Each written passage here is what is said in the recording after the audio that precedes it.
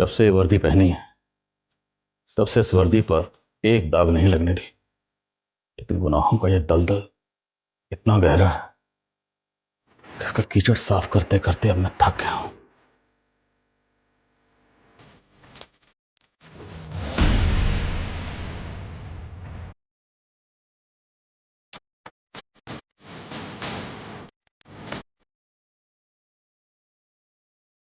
इन गुनाहों का सिलसिला कई साल पहले ही शुरू हो गया था।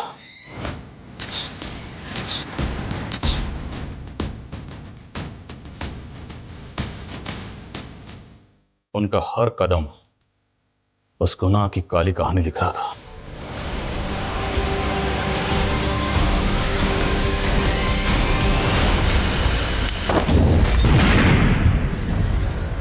हमारी एक गलती से 9 लोगों ने अपनी जान गंवा दी।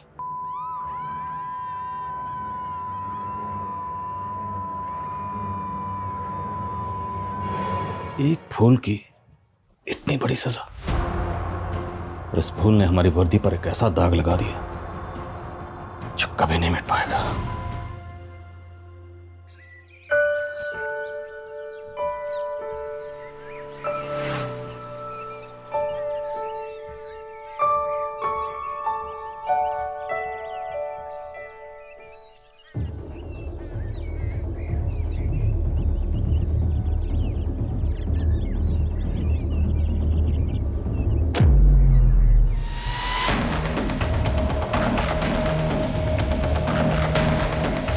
अरे मूर्खों, ये क्या कर रहे हो? अरे भगवान का पैसा लो!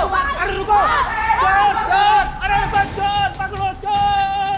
ए रुक रुक रुक! मंदिर का पैसा चुराता है? रुक! क्या हम सच में नरक में जाएंगे? मेरी माँ तो कह रही है कि स्वर्ग और नरक यहीं पे होता है। अरे स्वर्ग तो हमारी दोस्ती है, नरक तो तब मिलेगा जब हमारी ये दोस्ती टूटेगी। हमारी ये दोस्ती कभी नहीं टूटेगी, हमारी ये दोस्ती कभी नहीं टूटेगी, हमारी ये दोस्ती।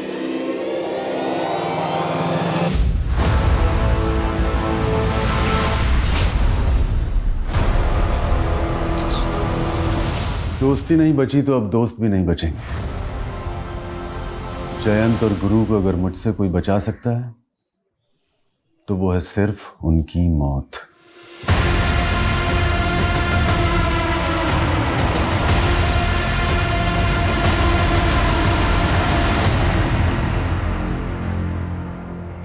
अरे भैया, आज बहुत लेट हो गया। ससुराल वाले घर पे आए थे तो उसीलिए उन्हीं की सेवा में लगा हुआ था। ये कब तक बनेगी कचौड़ी?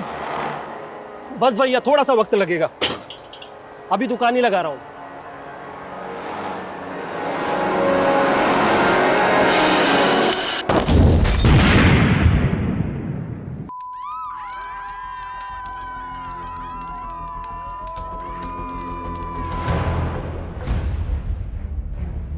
पहले ये माना जा रहा था कि ये धमाका किसी गैस सिलेंडर के फटने से हुआ है, लेकिन अब सामने आ रहा है कि ये धमाके के पीछे किसी आतंकवादी संगठन का हाथ भी हो सकता है। सरकार ने आश्वस्त किया है कि एटीएस पूरी गंभीरता से इस मामले की जांच करेगी। देखिए, हम जनता से अपील करना चाहते हैं कि वो पैनिक ना हो। हम जल्द से जल्द आरोपियों को पकड़ने की कोशिश करेंगे। राधिका बेटा, ये टीवी क्यों बंद कर दिया? पापा, नाना बनने वाले आप। ऐसी खबरें सुन के ना मेरा बच्चा डर रहा है। अच्छा, तो ये टीवी हमारे नाती ने बंद करवाया है? हाँ हाँ, तो समझ जाओ इशारा कि आगे आगे इस घर में हमारे नाती का राज चलने वाला है। बिल्कुल। वैसे नातिन भी तो हो सकती है ना? अरे भाई, राम जाने वो तो है, दोनों का ही वेलकम है यहाँ। अरे हाँ, तुमने दामाद जी से फोन पे बात कर ली ना कि भाई डिलीवरी के वक्त उन्हें फुर्सत मिल जाएगी काम से या नहीं? हाँ पापा, उन्हें तो बेसब्री से इस बच्चे का इंतजार है। वो तो हमें भी है। हाँ? नमस्ते चाचा जी। नमस्ते नमस्ते दीक्षा बेटी। ये लीजिए चाचा जी, आपके लिए स्पेशल करेले की चटनी, आपकी डायबिटीज में बहुत फायदा करेगी। भाभी, आप कितना सोचते हो पापा के लिए। हाँ भाई, कहीं तेरा ससुर बुरा ना मान जाए जो तुम हमारी इतनी सेवा करती रहती हो। मेरे ससुर आपके बचपन के दोस्त है चाचा जी, तो इस लिहाज से मैं आपकी भी तो बहू हुई ना। लेकिन वक्त के साथ बहुत कुछ बदल गया बेटा। तेरा ससुर जयंत तो अब भी मेरे नजदीक है, लेकिन वो भुवन। चिंता मत कीजिए चाचा जी, मेरी भी इच्छा है कि आप तीन लोग फिर से एक साथ हो जाएं पहले की तरह। अब अच्छा चाचा जी, आपको याद है ना कि कल आप तीनों की जमीन में पानी भराई शुरू करनी और पूजा भी है। हाँ बेटा। इनकी इच्छा थी कि इस बार पूजा राधिका ही करे, लेकिन ये सोच रहे थे कि कहीं इससे भुवन जी और तुम्हारे ससुर जयंत जी को कोई ऐतराज ना हो। अरे चाची जी, इसमें ऐतराज की क्या बात है? आप समझो कि कल पूजा राधिका ही करेगी। तू होती कौन है डिसाइड करने वाली कि पूजा कौन करेगा? बीवी हूँ आपकी और इस घर की बहू भी, और मैंने अरे पापा जी का बस चले तो अपनी सारी जमीन उन्हीं के नाम कर दे। तू आज के बाद वो करेगी जो मैं कहूंगा। सोहम, ज्यादा मर्दानगी मत दिखा।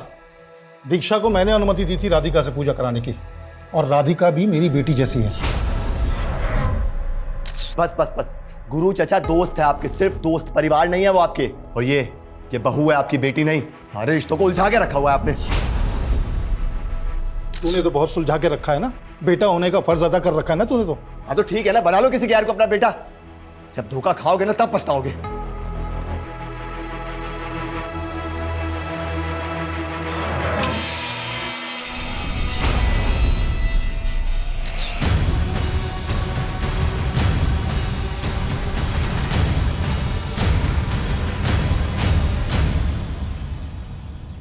जयंत, भुवन से बात हुई क्या? आ रहा है वो? आपका न्योता भेजेंगे उसको यार, छोड़ उसको, दारू पी के पड़ा हुआ कहीं पे।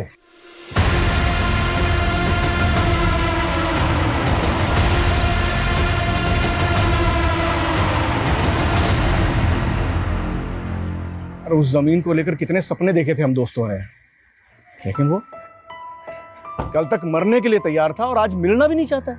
यार वो हमारी दोस्ती के काबिल ही नहीं है यार। लेकिन इस जमीन में उसका भी हिस्सा है, जो भी फसल होगी ना उसे भी भिजवा देंगे। अच्छा, मतलब मेहनत हम करें, फल वो खाएगा? पागल हो गया क्या? बचपन के दोस्त हैं हम, वो हमें गैर कर सकता है, लेकिन हम अपनी दोस्ती का फर्ज नहीं भूलेंगे, समझे? ठीक है यार। राधिका, राधिका, फेथ, तुम यहाँ क्या कर रहे हो? हाँ राधिका, तुम इतने दिन बाद आई हो और मुझसे मिली भी नहीं। वेद, अब तो मेरा पीछा छोड़ दो, मैं शादीशुदा हूँ। तुम और ये बच्चा दोनों मेरे, समझी? वेद, क्या बकवास कर रहे हो? तुम जाओ यहाँ से। तुम्हें अपने पति को छोड़ के मेरे पास आना होगा। अगर तुम मेरी नहीं हुई ना तो मैं किसी की रहने भी नहीं दूंगा। देखो, मुझे धमकी मत दो, वरना मैं। वरना क्या? सिर्फ आधा घंटा दे रहा हूँ तुम्हें, बैग पैक कर और भाग चल मेरे साथ।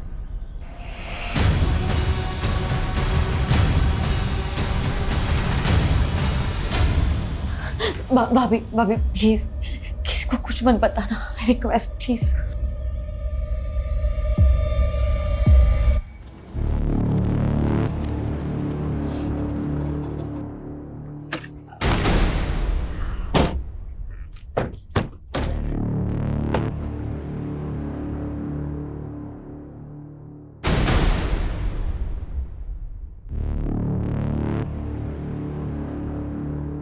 आओ राधिका बेटा, करो शुभारंभ। जा बेटा।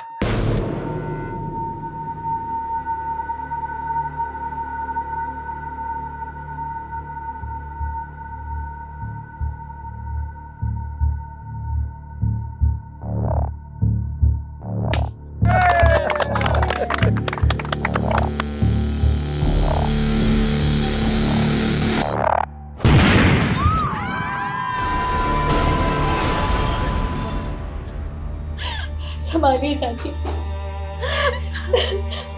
दीक्षा, ये सब कैसे हो गया दीक्षा?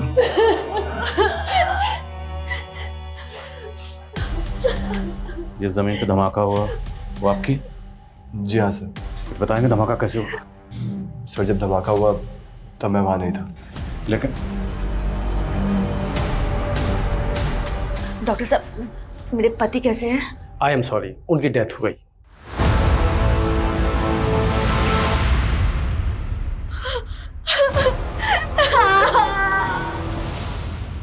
सर, इस हादसे में 4 लोगों की जान चली गई। गुरु, उनकी प्रेग्नेंट बेटी राधिका और उनके खेत में काम करने वाले 2 वर्कर। और सर मेरे पापा? वो काफी सीरियस है, हमें उनका पैर काटना पड़ा।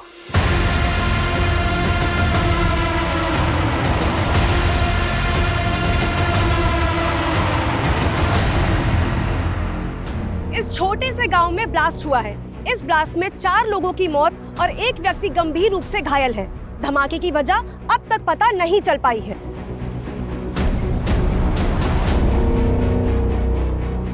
सर आप इस बारे में क्या कहना चाहते हैं? मैम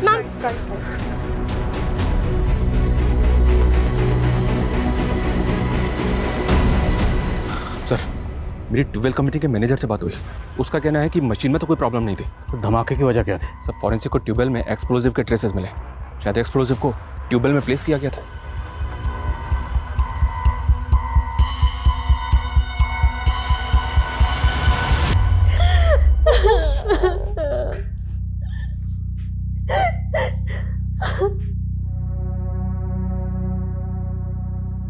दोस्ती नहीं बची तो अब दोस्त भी नहीं बचेंगे। जयंत और गुरु को अगर मुझसे कोई बचा सकता है तो वो है सिर्फ उनकी मौत। मेरा पूरा परिवार तबाह हो गया।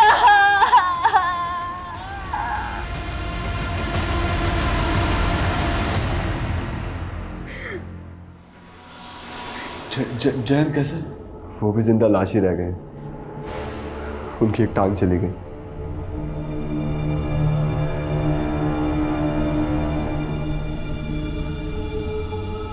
हम तीनों मिलके ना एक बड़ी सी जमीन खरीद लेंगे और उस पे हम खेती करेंगे और हम तीनों भाइयों की तरह हमेशा एक साथ रहेंगे। भाइयों, सालों का सपना पूरा हो गया। ये रही हमारी जमीन। सपना पूरा कैसे नहीं होता गुरु, बहुत दिल से देखा था। लेकिन यार, आधी उम्र निकलने के बाद ये सपना पूरा हुआ है।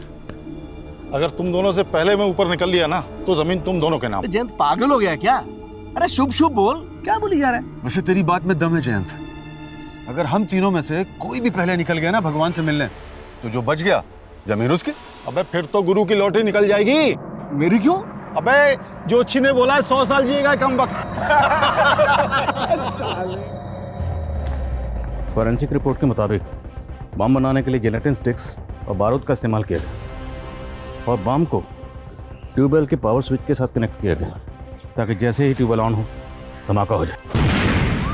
सर, ये जिलेटिन स्टिक्स और बारूद का इस्तेमाल तो मोस्टली टेरर ग्रुप ही करते हैं। लेकिन टेरर ग्रुप का मकसद तो ज़्यादा से ज़्यादा जान और माल का नुकसान करना होता है, जबकि यहाँ पे पर्पसली एक ही फैमिली को टारगेट किया गया। फैमिली के 2 मेंबर्स के साथ साथ खेत में काम करने वाले 2 मजदूर भी मारे गए।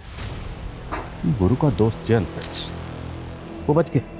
तो क्या सर, आपको इसमें कोई पर्सनल एंगल दिखाई दे रहा है? जयंत की हालत स्टेबल होने दो, फिर उससे बात करते हैं। और हमें इस केस को एस्केलेट करके सेंट्रल एजेंसीज की मदद लेनी होगी। बम धमाका हुआ है, छोटा केस नहीं। शायद उनके डाटाबेस से हमें इस केस में कुछ हेल्प मिले।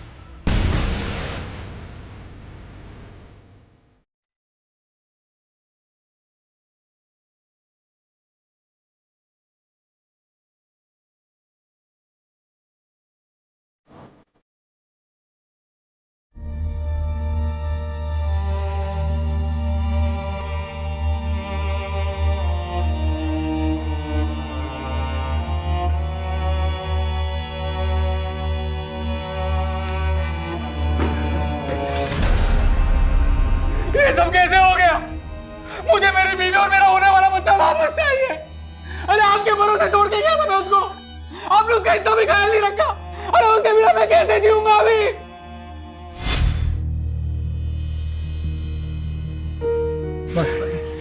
अच्छा नीरज जी, आप इसको यहाँ लेकर आ गए। अब आपको तो फुर्सत होती है नहीं। डिलीवरी तक ये हमारे साथ ही रहेगी, हम इसका ख्याल रखेंगे।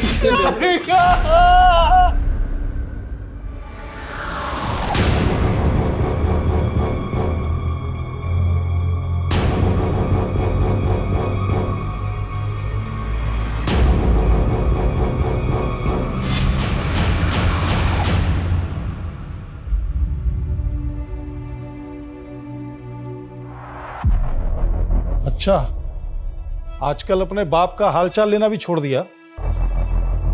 मुझे जिंदा देख के खुश नहीं ना तू? क्या मतलब है आपका? तू उस दिन था कहाँ जिस दिन ये धमाका हुआ?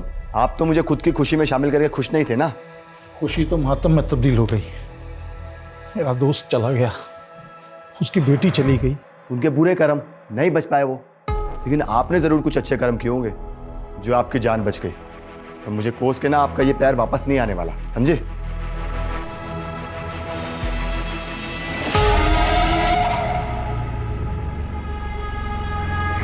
ये लीजिए पापा जी, आपकी दवाई का समय हो गया।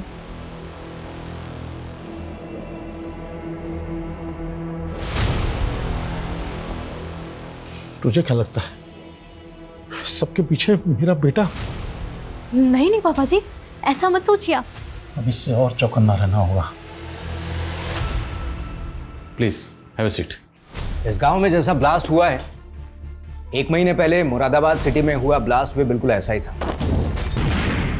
यहाँ ट्यूबवेल में जिलेटिन स्टिक्स और एक्सप्लोसिव का इस्तेमाल किया गया और वहां पर उन्हें एक स्टोव में प्लांट किया गया था। नज़रपुर मुरादाबाद से महज 20 किलोमीटर दूर है, तो इन दोनों ब्लास्ट का आपस में क्या कनेक्शन हो सकता है? और उस ब्लास्ट में तो किसी टेरर ग्रुप के इन्वॉल्व होने की अटकलें थी। लेकिन अभी तक किसी टेरर ग्रुप का लिंक नहीं मिला है इसके पीछे। और वो जो बॉम्ब था, होममेड बॉम्ब था। Homemade bomb? यस, एकदम देसी तरीके से बनाया गया। तो क्या ये मुमकिन है कि ये दोनों बॉम्ब बनाने वाला शख्स कोई एक ही हो? हमारे इन्फॉर्मर्स की टिप पर हमने ऐसे कई ठिकानों पर रेड मारी जो एंटी सोशल ग्रुप द्वारा ऑपरेट किए जा रहे थे, लेकिन कोई ब्रेक थ्रू नहीं मिला। हमारे लिए सबसे बड़ा सवाल ये है कि ये जिलेटिन स्टिक्स और डिटोनेटर उस अननोन बॉम्ब मेकर तक पहुंच कैसे रहा था। जिलेटिन स्टिक्स मोस्टली माइंस में ब्लास्ट के लिए इस्तेमाल होती हैं, तो हो सकता है वहां से किसी ने। लेकिन इंटेलिजेंस तो माइंस ब्लास्टिंग के ठेके लेने वाली हर कंपनी पर कड़ी नजर रखती है।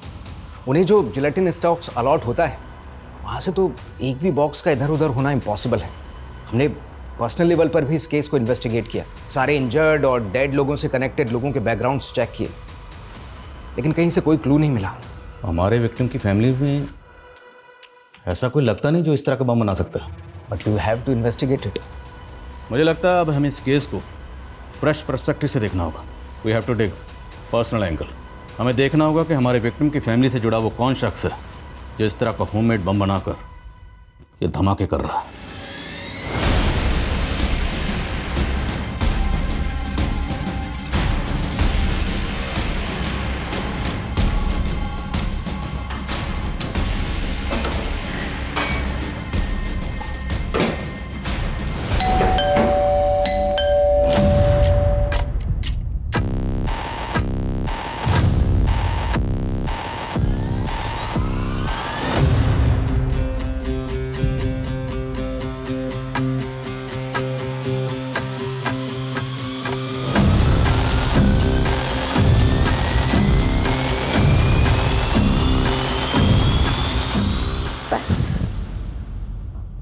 पहले कुछ खाना ऑर्डर कर लें। बिरयानी ऑर्डर कर दे, भूख लगी है। ये लो। और मैंने सोचा तुम्हें मेरी भूख है। क्यों, तुझे मेरी आग नहीं लगती? अपने दुश्मनों की चिता को ठंडा करके आ गई मेरी चौखट पर आग जलाने। तेरे बिना तो मैं बुझा हुआ कोयला हूँ सुंदरी। जब तक तेरी चिंगारी नहीं लगती ना, मुझ में आग नहीं लगती। क्यों, तुम्हारे दोस्त तुम पर जान नहीं फूकते थे?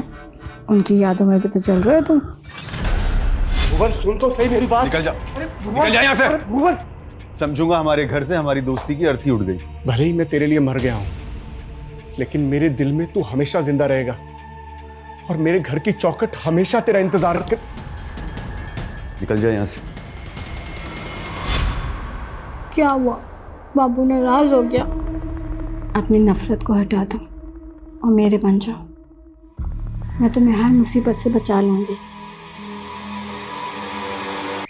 ज्ञान जी, क्या लगता है आपको कौन हो सकता है जिसने आपके दोस्त गुरु और उनकी बेटी राधिका के साथ साथ आपकी भी जान लेने की कोशिश की? मैं पता लगा रहा हूँ सर। मतलब आपको किसी पे शक है? फिलहाल तो मुझे ऐसा कुछ नहीं लग रहा है। कुछ होगा तो बताऊंगा आपको मैं। सर मुझे लगता है ये जयंत को छुपा रहा है। तो ये वाकई जानता होगा कि धमाके के पीछे किसका हाथ है। जयंत और इसकी फैमिली के बारे में पता करो, तब तक हम गुरु की बीवी और राधिका के पति से मिलते हैं।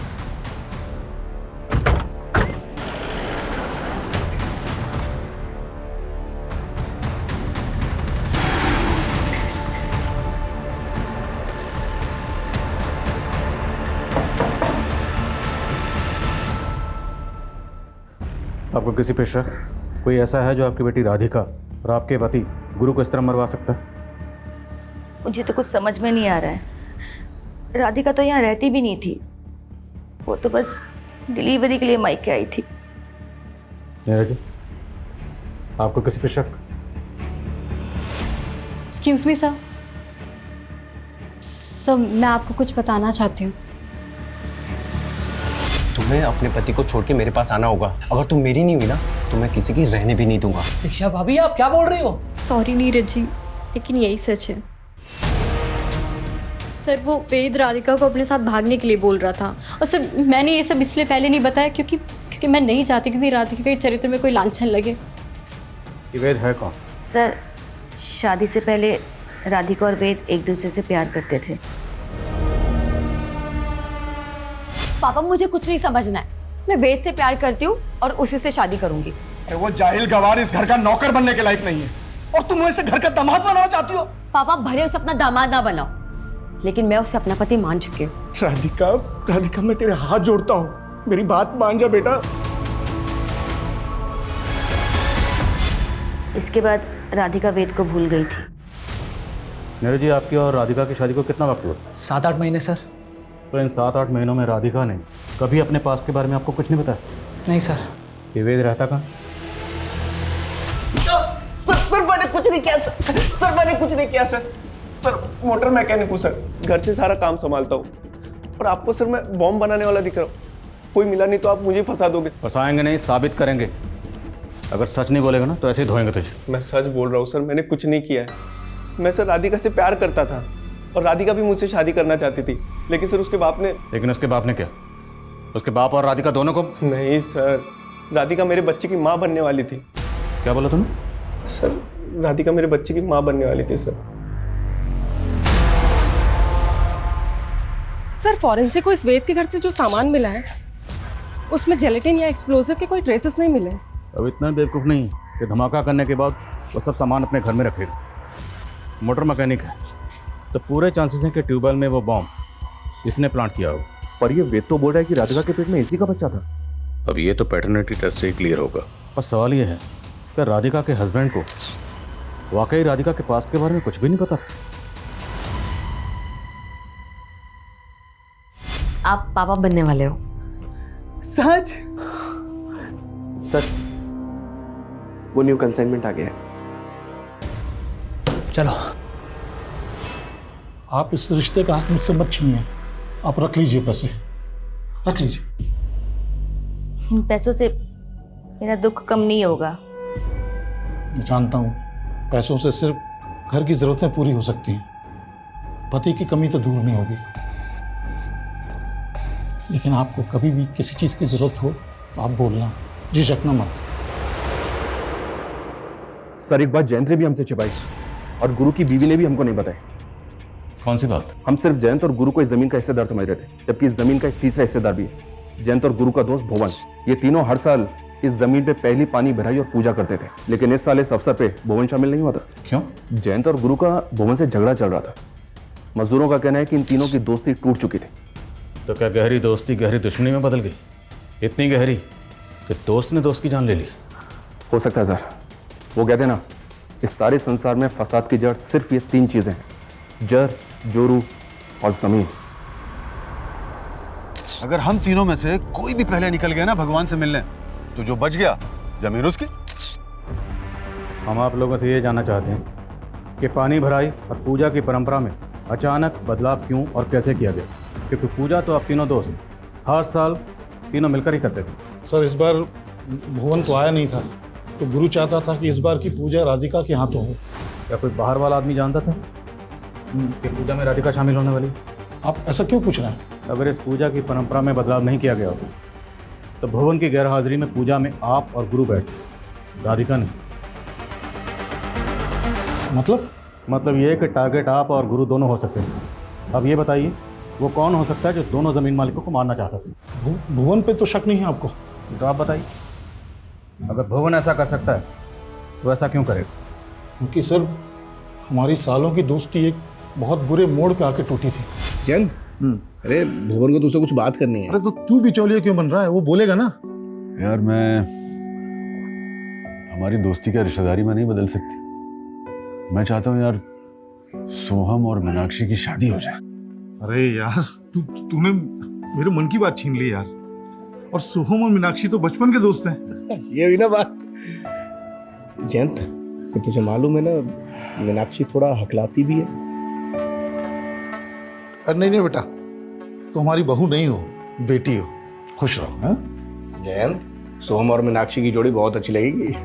आओ बेटा, नमस्ते बेटा। मीनाक्षी से मिलो। हाय सोहम।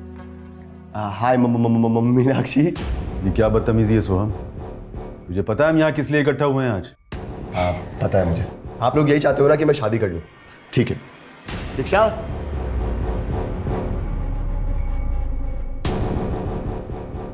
आओ ना। और ये है दीक्षा, और ये सिर्फ मेरी गर्लफ्रेंड नहीं है, बल्कि हम लोगों ने कोर्ट मैरिज कर लिया। So now she is my wife. और हाँ, एक बात और, ये मीनाक्षी की तरह हथलाती भी नहीं है। हाँ। बदतमीज। सॉरी मीनाक्षी। सोहम ने हमेशा मेरा सिर झुकवाया सर। तो आपकी अपने बेटे से भी नहीं बनती थी? क्या बताऊं सर, एक गलतफहमी उसके मन में घर करके बैठी थी। कैसी गलतफहमी? सर, मेरी बीवी ने सुसाइड कर लिया था। उस समय सोहम बहुत छोटा था और मेरी बीवी डिप्रेशन में रहती थी, इसलिए उसने ऐसा सब कुछ किया। लेकिन सोहम को लगता था कि उसने मेरी वजह से सुसाइड कर लिया। गुरु से क्या प्रॉब्लम थी भवन को? सर यही कि उसने रिश्ता करने के लिए बोला था। फिर तो सोहम की सजा जयंत को क्यों दे रहा है? तूने देखा ना सोहम ने किस तरह मजाक उड़ाया मेरी बेटी का। और मीनाक्षी उसे बचपन से चाहती थी, और तू कहीं और देखेंगे। क्या कर सकते हैं आप? उसने शादी कर ली है। और फिर मीनाक्षी बेटा, आना इधर। बेटा सुन तो सही, हम क्या रहे।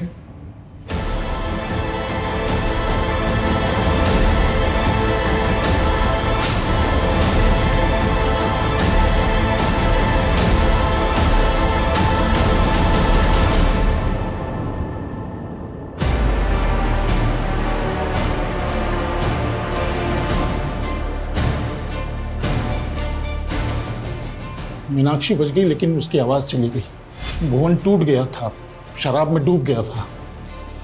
हम दोनों को अपना बैरी समझने लगा था सर। मंजू जी, आपको भी यही लगता है कि भुवन ऐसा कर सकता है? जी।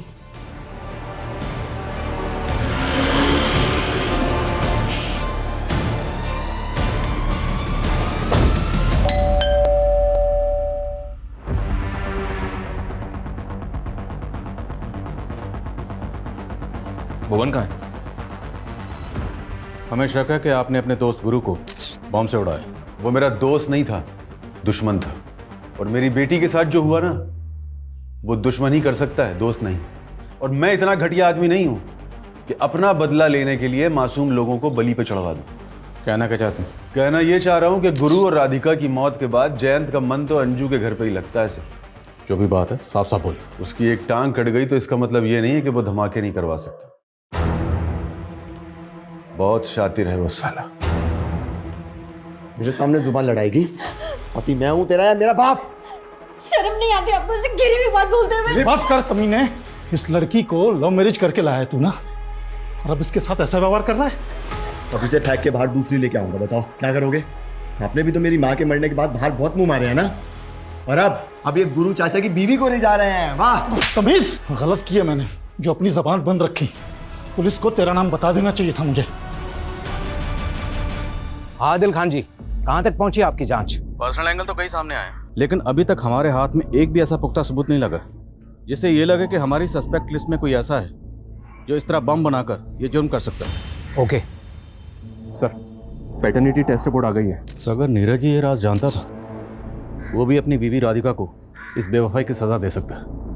ये नीरज अपनी बीवी के साथ बरेली में रहता था ना? तुरंत बरेली जाओ, उसके घर में सर्च करो। Okay sir.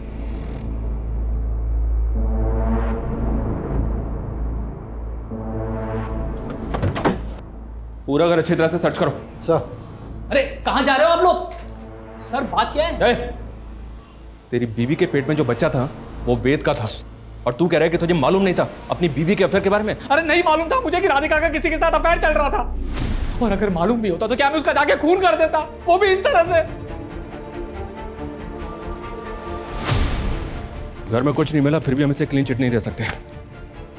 लॉजिस्टिक का बिजनेस है इसका, और बरेली में एक वेयर हाउस भी है। खबरियों को बोलो कि इस पे नजर रखें। हो सकता है कि लॉजिस्टिक के बिजनेस की आड़ में इसका किसी एंटी सोशल ग्रुप से कनेक्शन हो।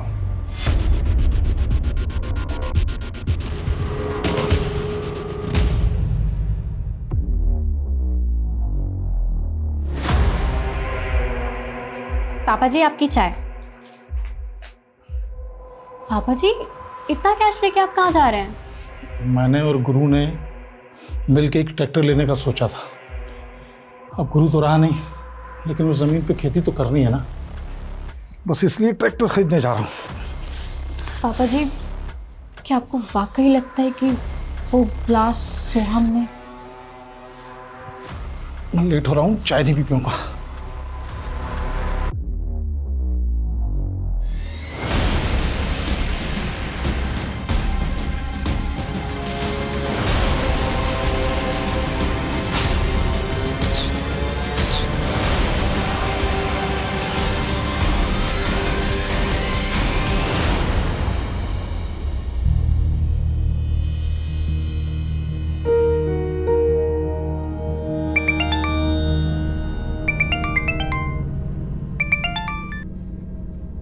अंजू भाभी कहाँ हैं आप? देखिए, मैं वहाँ आके लोगों की नज़र में नहीं आना चाहती। वैसे भी आपका बेटा आपको और मुझे लेकर शक करता है। बेहतर है कि हम ना ही मिले। मैं आपकी दुविधा समझ सकता हूँ।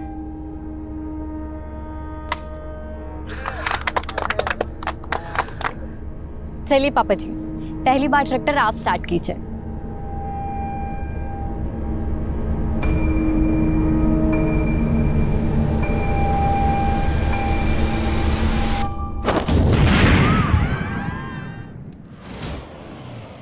हटो हटो, लोग जिंदा, एम्बुलेंस बुलाओ तुरंत। यस पापा, पापा। सर ऐसा लग रहा है इस बार बॉम्ब ट्रैक्टर में प्लांट किया गया था। एक विटनेस के मुताबिक ट्रैक्टर स्टार्ट करते ही ब्लास्ट हो गया। मुरादाबाद में स्टोव में ब्लास्ट हुआ और यहाँ पे पहले ट्यूबवेल में, ट्रैक्टर में ब्लास्ट। शर्मा, आखिर ये कौन है जो इस तरह बम ब्लास्ट करके एक के बाद एक धमाका कर रहा है? दीक्षा, दीक्षा, ये सब कैसे हो गया दीक्षा? सब पापा जी की गलती थी कि उन्होंने तुम्हें बचा।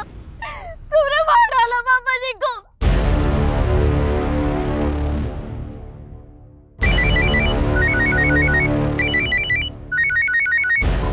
हेलो, क्या ब्लास्ट हो गया? कुछ ही हफ्तों के अंदर ये तीसरा ब्लास्ट हुआ है और पुलिस सिर्फ तीनों ब्लास्ट में मरने वाले लोगों की आपसी रंजिश में उलझी हुई है। क्या उन्हें नहीं लगता इसके पीछे कोई और बड़ी साजिश? मैं कम सर। कम सर, हमें सोहम पे ट्यूबवेल वाले ब्लास्ट के दौरान भी शक था, और इस बार तो इसकी बीवी भी। लेकिन शर्मा, क्या सोहम इस तरह का बम बनाने में शामिल हो सकता है? मत भूलो, फॉरेंसिक के मुताबिक ये बम लो इंटेंसिटी का था, लेकिन इस बम में भी गिलेटिन स्टिक इस्तेमाल हुई, और जिस तरह से ये बम ट्रैक्टर में प्लांट किया गया, ये किसी एक्सपर्ट का काम है। हम और अंधेरे में तीर नहीं चला सकते। ये मीडिया वाले पहले ही हमारी धज्जियां उड़ा रहे हैं कि हमारी तहकीकात गलत डायरेक्शन में जा रही है। तो सर हमें क्या करना चाहिए? क्योंकि एटीएस को भी फिलहाल ऐसा कोई क्लू नहीं मिला है जो हमें हेल्प करे। अभी तक हम नज़रपुर में जो ब्लास्ट हुए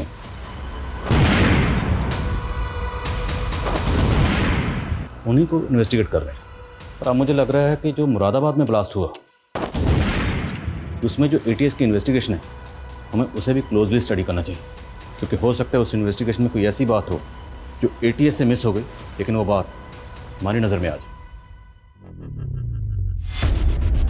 सर, इतनी बार बताया तुझे कि आने से पहले दरवाजा नॉक कर लिया कर। Sorry sir.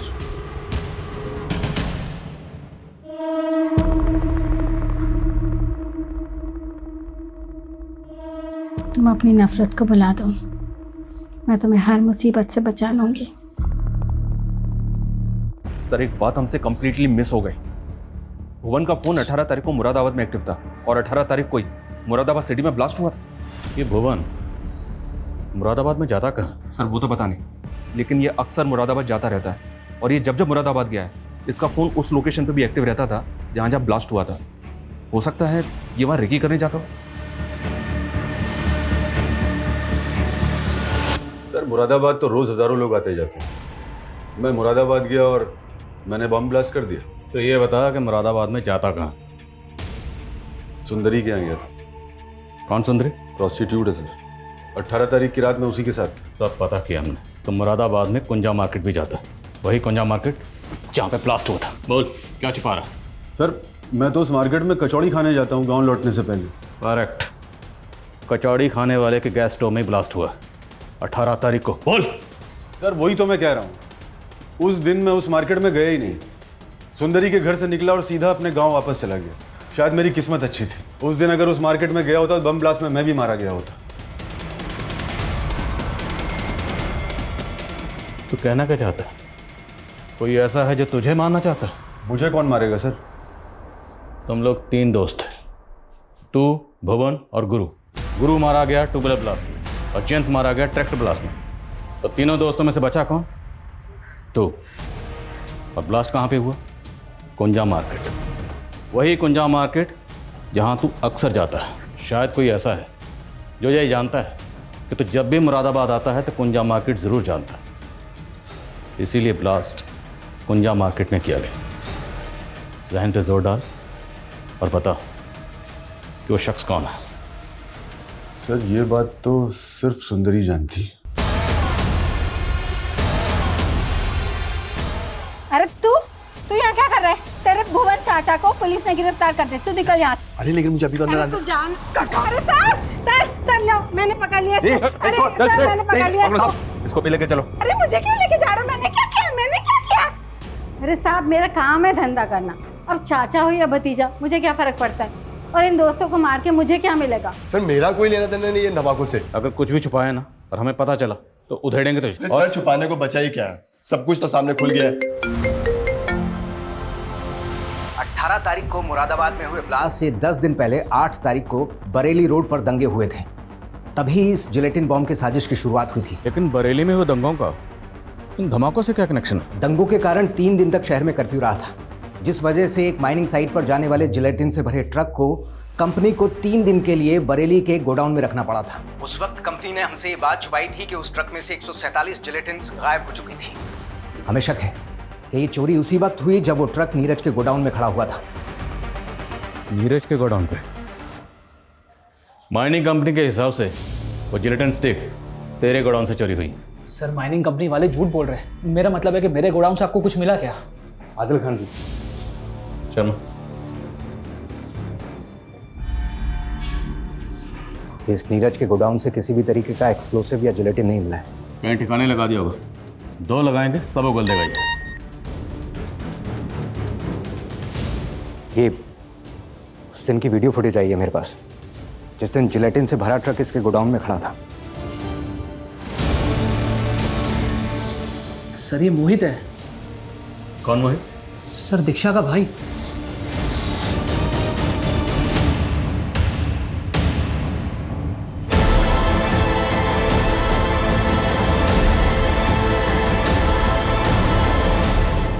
कौन सोच सकता है ये मासूम से दिखने वाले भोले वाले चेहरे किसी की जान भी ले सकते हैं। सर वो तीनों इंसान नहीं, जानवर थे, जानवर।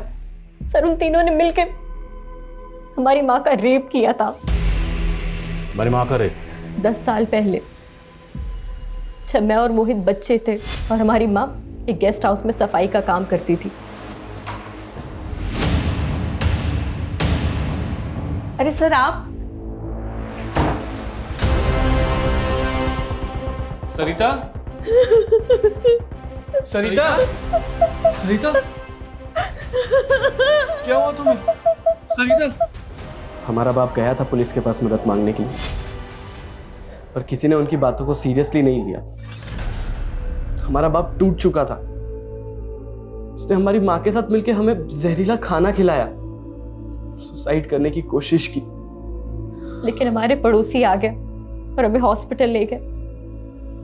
हम तो बच गए सर, लेकिन हमारे माँ पापा ने उन्हें खो दिया। हमने बचपन में ही ठान लिया था कि एक दिन इन तीनों से जरूर बदला लेंगे। सर हमारे मामा ने हमें पाला, हमने पढ़ लिख के खुद को इस लायक बनाया कि उनकी बराबरी कर सके और सबसे पहले उनके घर में घुस के उन्हें घात लगा सके। इसलिए मैंने सोहम के ऑफिस में जॉब ढूंढ ली और उसे प्यार के जाल में फंसा के उससे शादी कर ली। और ये है दीक्षा, और ये सिर्फ मेरी गर्लफ्रेंड नहीं है, बल्कि हम लोगों ने कोर्ट मैरिज कर लिया। So now she is my wife. और अपने भाई मोहित को नीरज के यहाँ नौकरी पर लगवाया। और वो जिलेटिन और बारूद तो 1.5 महीने पहले ही नीरज के गोदाम में आए थे। तो क्या तुम लोगों ने पहले उन्हें बॉम्ब से? हम तो उन तीनों को बहुत पहले ही मार देना चाहते थे, पर हम कुछ ऐसा सोच रहे थे जिससे कि हम ना फंसे। फिर हमें जेलेटिन का आइडिया आया, तो हमने सोचा कि क्यों ना इस मर्डर को बॉम्ब ब्लास्ट की शक्ल दे दें। बॉम्ब बनाना हमने इंटरनेट से सीखा। और भुवन जब भी मुरादाबाद जाता था, सुबह 10 बजे के आसपास वो ठेले पे आके कचौड़ी खाता था। तो हमने एक रात पहले ही उस ठेले के स्टोव पे बॉम्ब प्लांट कर दिया था। लेकिन उस दिन बॉम्ब स्टॉल गया ही नहीं, सब बच गया। मैं मानता हूं तुम दोनों की मां के साथ जो हुआ वो गलत हुआ, और जिसने ये किया उसे सजा मिलनी चाहिए थी। पर तुम दोनों ने क्या किया? खुद ही निकल पड़े बदला लेने के लिए, और बदले की आग में इतने अंधे हो गए कि ये भी नहीं देखा इतने मासूम लोगों को मार डाला।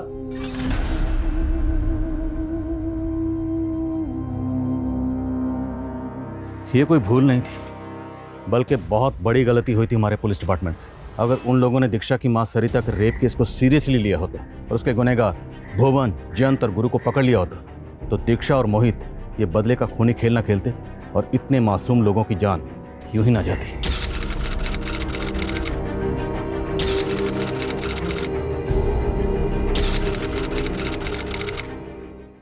क्राइम पेट्रोल के ऐसे ही मजेदार एपिसोड्स देखने के लिए हमारे चैनल को सब्सक्राइब करें